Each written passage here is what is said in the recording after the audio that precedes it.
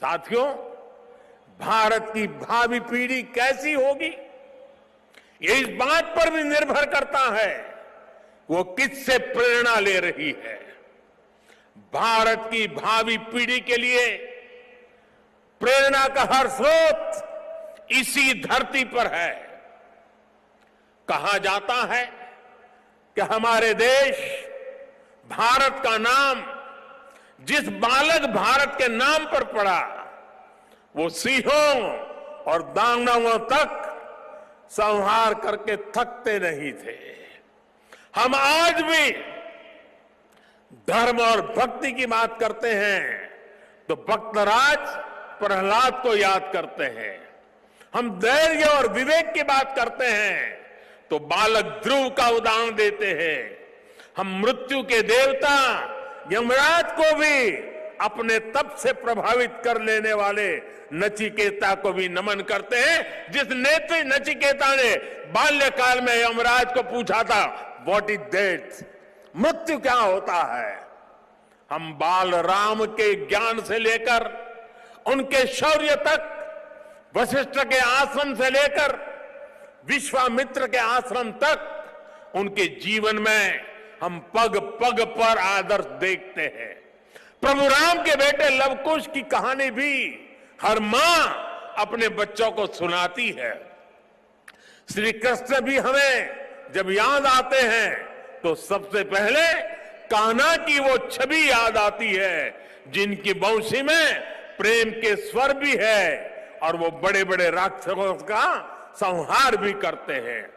उस पौराणिक युग से लेकर आधुनिक काल तक वीर बालक बालिकाएं भारत की परंपरा का प्रतिबिंब रहे हैं। लेकिन साथियों, आज एक सच्चाई भी मैं देश के सामने दोहराना चाहता हूं।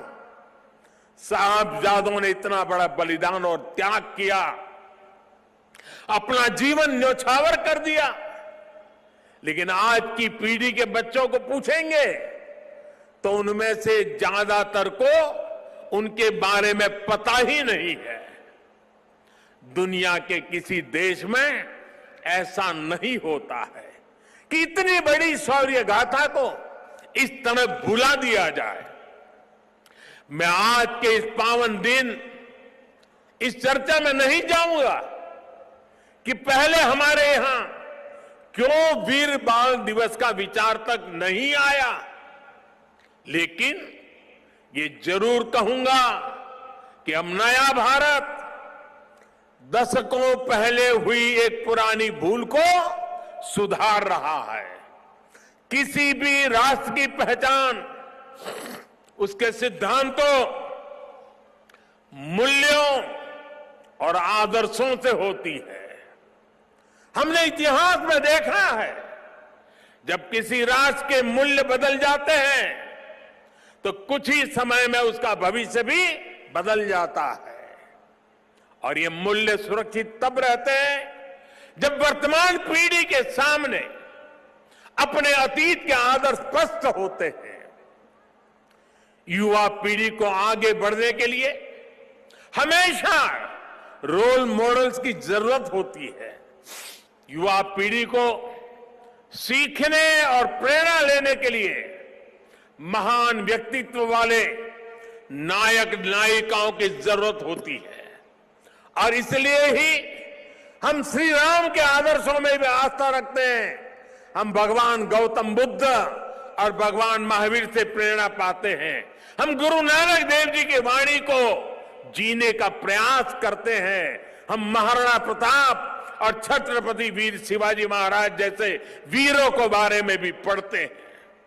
इसलिए ही हम विभिन्न जयंतियां मनाते हैं। सैकड़ों हजारों वर्ष पुरानी घटनाओं पर भी पर्वों का आयोजन करते हैं। हमारे पूर्वजों ने समाज की जरूरत को समझा था और भारत को एक ऐसे देश के रूप में गढ़ा जिसकी संस्कृति पर्व और मान्यताओं से जुड़ी है। आने वाली पीढ़ियों के लिए यही जिम्मेदारी हमारी भी है। हमें भी उस चिंतन और चेतना को चिरंतर बनाना है। हमें अपने वैचारिक प्रवाह को अक्षुण्ण रखना है। इसलिए आजादी के अमृत महोत्सव में देश स्वाधीनता संग्राम के इतिहास को पुनर्जीवित करने के लिए प्रयास कर रहा है। हमारे स्वाधीनता सेनानियों के, वीरांगनाओं के, आदिवासी समाज के योगदान को जन जन तक पहुंचाने के लिए हम सब काम कर रहे हैं। वीर बाल दिवस जैसी पुण्यतिथि इस दिशा में प्रभावी प्रकाश स्तंभ की भूमिका निभाएगी।